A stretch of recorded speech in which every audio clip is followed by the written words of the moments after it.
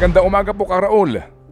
Yes, Manong Ted, good morning at magandang umaga sa lahat ng nakikinig sa programa nyo. Opo. 16,000 metric tons. Ano po, marami-rami ito na yellow onions. Ang pinapayagan daw pong angkatin, alright, para po sa ngayon pong hanggang sa year end. Ano po ang inyong masasabi dito? Well, unang-una, dapat ipakita nila yung basihan nila kung bakit ganyang karami yung aangkatin, ano? Kasi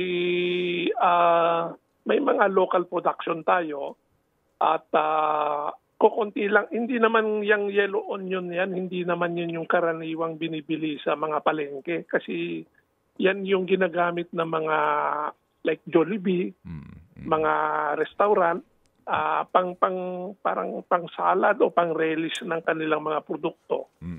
Iba yan dun sa red onion na nakikita natin sa palengke. So, bagamat konti lang yung production natin yan, konti rin lang ang consumption natin kasi limited yung market na yan. So, ang unang tanong ko is, anong basis nung 16,000?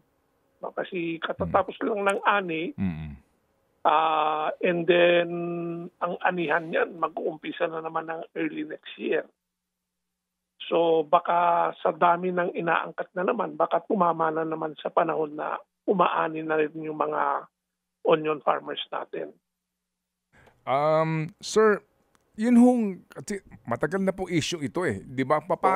Alam niyo yun yung data, availability, yes, para malaman mo yung supply vis-a-vis demand and then yung mga projection. Hanggang ngayon po hindi pa rin nila naaayos o hindi ito isa sa publiko? Yung nga rin eh. Dapat may transparency. Kasi kung minsan sa red onions, kung minsan napapansin namin at may mga feedback kami na kung minsan inilalabas nila yung mga balita about imports para yung mga naka-imbak sa cold storage, mapilitan silang ibenta na yung stocks nila dahil matatakot sila baka lalong babagsak ang presyo dahil sa importation.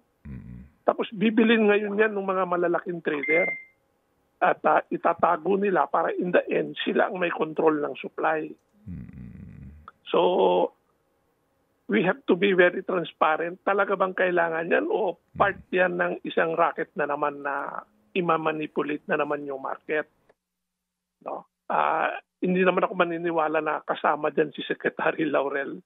No? Pero yung mga tiga-BPI, hindi natin alam kung nakikipaglaro yan dun sa mga malalaking trader o totoo bang kailangan yung pag-aangkat na yan at kung kailangan siya, bakit 16,000? Kasi nga ano basis, 'di ba, yung actual, no? Dapat may mathematics eh, 'di ba? Yes. Oo. Okay. At saka meron silang projection, okay, ganitong stock natin ngayon, next month ganito, next month ganito. O ang kulang, yun ang angkatin natin. Opo. O sige. So, but sa red onion naman, na-address na nga po natin ito sa local production. And we have enough hanggang sa Pasko na hindi na ito aabot pa dati. Di ba umabot ng 700 per kilo yan? Yes. Lalo na this year, no? Dahil nung nakaraang taon, ang ganda-ganda ng presyo, ang daming nagtanim. And although may mga tinamaan ng El Nino, sobra-sobra pa rin yung inani natin. Kaya I don't think yung nakakaroon tayo ng problema sa red onion hanggang mag-umpisa na naman niya mag-ani ng mga February, March, April next year. I think we have enough stocks, no? Opo. Itong yellow kasi medyo mas maikli ang shelf life niyan. So tama naman, September, October, November, medyo kinakapos na tayo ng supply. Pero ang question is, ilan ang dapat natin angkatin at paano natin masiguro na by the time na aani na yung mga magsasaka next year, medyo paubos na rin yung inangkat para hindi sila maapektuhan. Opo. Kasi nga dito, dapat nga institutional buyers, no? Itong mga malalaki. Oo, Yes. Isa pa yung Manong Ted, no? Paano ba nila ina-allocate ng mga import permits? No, kasi baka na sosolo yan ng ilang malalaking importer at once they have those stocks and then nabili pa nila yung nasa mga cold storage, kaya na nilang imanipula ang presyo at mag-create ng artificial shortage. No? So again, transparency siguro, i-public nila yung bidding o auction ng mga import permits. Opo. No, magtakda sila ng maximum na pwedeng i-allocate sa isang grupo para walang makakapag-control.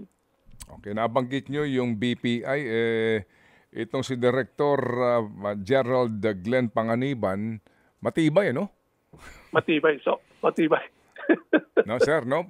Even last time na magkaroon ng kontrobersya, sa lahat na bawang, sibuyas, andyan pa rin siya. Kaibigan ko naman si Glenn. Pero alam ko rin na ang daming nangyayari doon sa loob ng department ng bureau niya. At mukhang hindi buwag-buwag yung mga sindikato dyan. Merong nasa taas na palagay ko eh. Bakit ganyan parati? Sige po, hanggang doon na muna ako. Karaol, mabuhay. Salamat na marami, sir. Salamat po. Thank you, Karaol. Salamat din po. Ted Filon at DJ Chacha. Ngayon, nasa Radyo 5, 92.3 News FM. Monday to Friday, 6 to 10 a.m.